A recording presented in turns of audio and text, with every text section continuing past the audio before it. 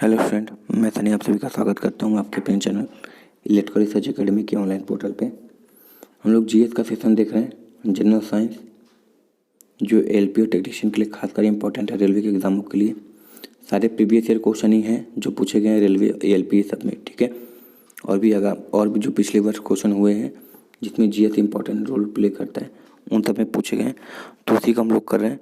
ये 1000 क्वेश्चन की सीरीज़ है, लगभग 700 क्वेश्चन, सॉरी 500 साढ़े पाँच सौ 600 क्वेश्चन हो चुके हैं, ठीक है।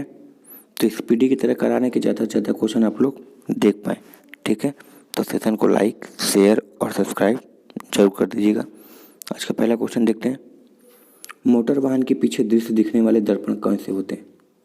तो जो हम लोग रियर व्यू मिरर बोलते हैं, जो हम पीछे देखते हैं, ठीक है।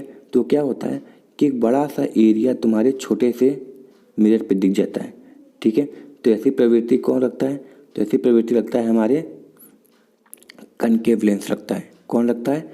कनकेव लेंस रखता है, ठीक है। सॉरी, कनकेव मिरर रखता है, लेंस नहीं मिरर, ये कनकेव मिरर है, ठीक है। तो ऐसे जो गोल रखता है वो कनकेव मिरर कहलाता है, ठीक है ना। इसको याद रखना, तो कनकेव मिरर हो जाएगा। इसी तरह जो दांत वाले होते हैं डॉक्टर, वो भी कनकेव मिरर ही यूज़ करते हैं। अगला क्वेश्चन है कि जब एक गैस के पात्र में दबाव डाला जाता है तो उसका द्रव्यमान क्या होता है? अच्छा, जब एक गैस के पात्र में दबाव डाला जाता है तो पहली बात, वो गैस तो धीरे धीरे किस में कन्वर्ट होने लगता है? सर, लिक्विड में, ठीक है, यानी तरल में कन्वर्ट होने लगता है, जैसे सीएनजी एलपीजी होता है। और उसके साथ साथ उसका द्रव्यमान जो होता है वो क्या हो जाता है? वो घट जाता है, यानी जो उसका मास है घट जाता है, ठीक है। इसको याद रखना। आगे देखते हैं। बीसीजी टीका किस रोग के लिए विरोध में लिया जाता है? तो बीसीजी का जो टीका होता है, ठीक है, वो ट्यूबरक्लोसिस के लिए यूज़ किया जाता है, जिसको क्या बोलते हैं? टीबी भी बोलते हैं, ठीक है। ये प्रभावित किसको करता है? तो सर, ये हमारे फेफड़े को प्रभावित करता है, ठीक है। तो याद रखना, टीबी। अगला, मेलाकाइट किस धातु का खनिज है? यानी एक तरीके से जिसको ऐसा बोलते हैं। तो तांबा किससे मिलता है? तो सर, मेलाकाइट से मिलता है, ठीक है। तो क्या बोलेंगे? मेलाकाइट किसका है? तो सर, ये कॉपर का है, यानी तांबा का है, ठीक है। चलो अगला, लेंस की क्षमता की इकाई क्या होती है? तो लेंस की क्षमता की जो एसआई इकाई होती है या यूनिट होती है उसको बोलते हैं डायप्टर, ठीक है। 1/d करके दिखाते हैं। अधिकतर जो डॉक्टर लिखता है 0.25 0.35 नंबर है वो दिखता है, एक्चुअली वो डायप्टर लिखता है। तो कभी कोई पूछेगा कि लेंस की पावर जो मापते हैं किस में मापते हैं? तो सर, वो डायप्टर में मापा जाता है, ठीक है। अगला, केल्विन पैमाने के लिए किस बिंदु पर जल उबलता है?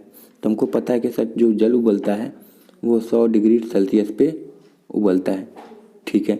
तो अगर हम 273 में से 273 प्लस 100 डिग्री जोड़ देते हैं तो हमारा केल्विन में बदल जाता है, ठीक है, ठीक है। और ये हमारा क्या है? 1 डिग्री सेल्सियस है, इस तरीके से होता है। तो ये क्या हमारा 1 डिग्री सेल्सियस और 100 ये है, तो हमारा लगभग कितना रहता है? 100 डिग्री सेल्सियस पे हमारी पानी उबलने लगती है। और केल्विन की बात करें तो 373 केल्विन होती है। 273 को एब्सोल्यूट टेम्परेचर बोलते हैं, ठीक है, इसको याद रखना। तो 373 केल्विन हो जाता है। अगला क्वेश्चन है, शरीर के ऊतकों की वृद्धि किसका व सुधार के लिए महत्वपूर्ण है? यानी जो बॉडी के टिश्यू होते हैं, सेल होते हैं, सबसे इंपॉर्टेंट चीज़ उसमें क्या पाई जाती है? प्रोटीन, ठीक है। तो प्रोटीन सबसे इंपॉर्टेंट चीज़ हो जाती है, ठीक है, टिश्यू उशू के डेवलपमेंट के लिए। तो याद रखना क्या हो जाएगा? प्रोटीन इसका सही आंसर हो जाएगा, सही है। कभी कभी ये क्वेश्चन पूछेगा कि बताओ कि प्रोटीन का सबसे अच्छा स्रोत कौन सा है? तो प्रोटीन का सबसे अच्छा स्रोत होता है हमारा सोया, ठीक है, जो इजली अवेलेबल भी होता है। तो सोया सबसे अधिक प्रोटीन का सोर्स होता है। दूसरा क्वेश्चन है अगला, कि कौन सा ट्रिपल एंटीजन के द्वारा प्रतिरक्षित नहीं होता है? ठीक है, ट्रिपल मतलब तीसरे एंटीजन के द्वारा प्रतिरक्षित, यानी एक तरीके से क्या बोलते हैं? सुरक्षित नहीं रहता है, उसको क्या बोलते हैं? टाइफाइड बोलते हैं, ठीक है। यानी टाइफाइड तुमको है तो ट्रिपल एंटीजन का प्रयोग करोगे तो रोका जा सकता है, ठीक है। तो याद रखना, ट्रिपल एंटीजन टाइफाइड के लिए प्रयोग किया जाता है, ठीक है। चलो, टाइफाइड में क्या प्रभावित होता है? तो सर, आंत होता है, ठीक है, आंत प्रभावित होता है। चलो अगला क्वेश्चन है, संगमरमर का रासायनिक नाम क्या है? ठीक है, तो संगमरमर का जो रासायनिक नाम है वो क्या होता है? कैल्शियम कार्बोनेट, CaCO3, ठीक है, कैल्शियम कार्बोनेट का रासायनिक नाम होता है। चलो अगला क्वेश्चन है, स्वर की गुणात्मकता किस पर निर्भर करता है? तो सर विद्यमान अभिस्वर पर निर्भर करती है। ये देखो अभिस्वर नहीं समझ में आया, मैं इसको याद रखना है तो याद रखना, यानी जो वॉइस की क्वालिटी वो किस पे निर्भर करती है? तो विद्यमान अभिस्वर पर निर्भर करती है। तो ये थोड़ा हिंदी ज़्यादा हो गया इसलिए समझ में नहीं आया, इसको देख लेना, ठीक है। चलो अगला, प्रतिध्वनि क्यों सुनाई देती है? यानी एक बार जब हम चिल्लाते हैं कुएं में तो 2-3 बार सुनाई देती है, तो क्यों होती है? तो सर वो ध्वनि तरंगों के परावर्तन के कारण, यानी रिफ्लेक्शन ऑफ साउंड के कारण क्या होती है, हमको सुनाई देती है, ठीक है। और रिफ्लेक्शन लेना है तो कम से कम 17 मीटर की गैप होनी चाहिए सोर्स से लेके जहाँ से वो टकरा के वापस आ रहा है, ठीक है। तो इसको याद रखना। चलो अगला क्वेश्चन है, ध्वनि में हवा तेजी से गति करेगी जब क्या होगा? आर्द्रता उच्च होगी, आर्द्रता निम्न होगी, क्या होगी? तो ध्वनि हवा में सबसे तेजी से तभी गति कर सकता है जब उसमें क्या होगी, ह्यूमिडिटी या फिर मॉइस्चर उसमें अधिक होते हैं, ठीक है। और सबसे इम्पोर्टेंट क्वेश्चन ये पूछता है कि ये बताओ कि ध्वनि सबसे तेज किस में ट्रेवल करता है? तो सबसे तेज जो ट्रेवल करता है वो स्टील में करता है, ठीक है। स्टील में सबसे तेजी स्पीड के साथ एक जगह से दूसरी जगह गमन करता है, तो इसलिए ऑप्शन नंबर यहाँ पे आर्द्रता सही हो जाएगा। चलो अगला, ऊष्मा प्रवाह निम्नलिखित में से किसके अंतर का परिणाम है? सबको पता है कि जब तक टेम्परेचर डिफरेंस नहीं होगा कभी भी हीट प्रवाह नहीं होगी। जैसे एक ठंडी चाय एक गर्म चाय है, ठीक है। तो हीट हमेशा गर्म चाय से ठंडी है, यानी hotter object to colder object, यानी गर्म पदार्थ से ठंडे पदार्थ की तरफ हमेशा ऊष्मा स्थानांतरित होती है। अगर दोनों का तापमान समान है तो कोई भी ऊष्मा स्थानांतरित नहीं होगी, ठीक है। तो इसको याद रखना, तो तापमान का डिफरेंस होना बहुत ज़्यादा जरूरी है, ठीक है, तभी ऊष्मा प्रभाव हो सकती है। चलो अगला, हिम नदी से बर्फ़ पिघलना प्रारंभ होता है कहाँ से? तो जो हिम नदी यानी जिस नदियों में बर्फ़ जम जाती है वो बर्फ़ पिघलना कब स्टार्ट करती है?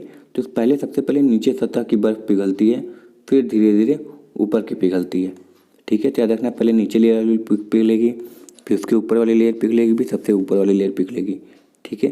तो ऑप्शन नंबर इसका निचले सतह यानी लोअर लेयर, फिर उससे अपर, फिर उससे अपर, ऐसे होती है। चलो अगला,